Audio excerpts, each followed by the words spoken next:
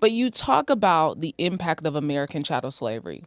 339 years of folks who got unpaid labor and what separation, right, that created, what divide that created. But really, 339 years and we're still here with no help.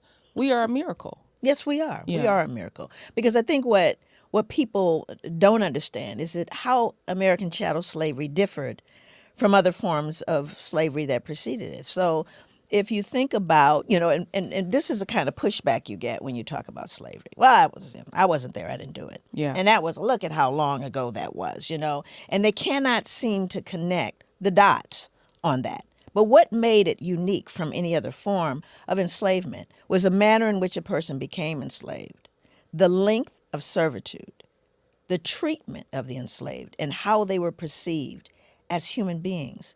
Before the European slave trade began, most people who became enslaved became so as a result of war. Two societies went to war, winners enslaved the losers, so on and so forth.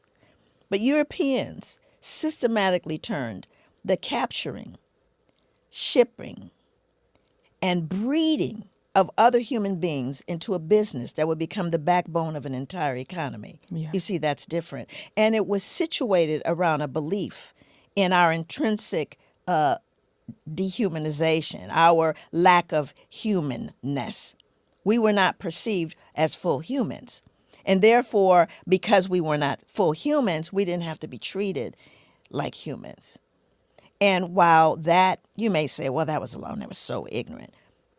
I believe it was over 222 medical students.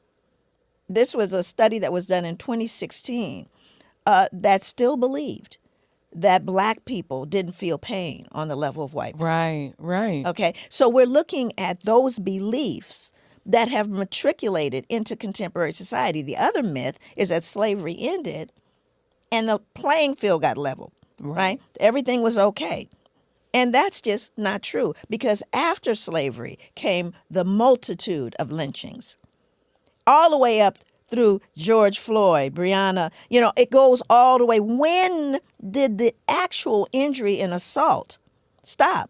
Malcolm X said, if you stick a knife 9 inches into my back and you pull it out 3, that's not progress.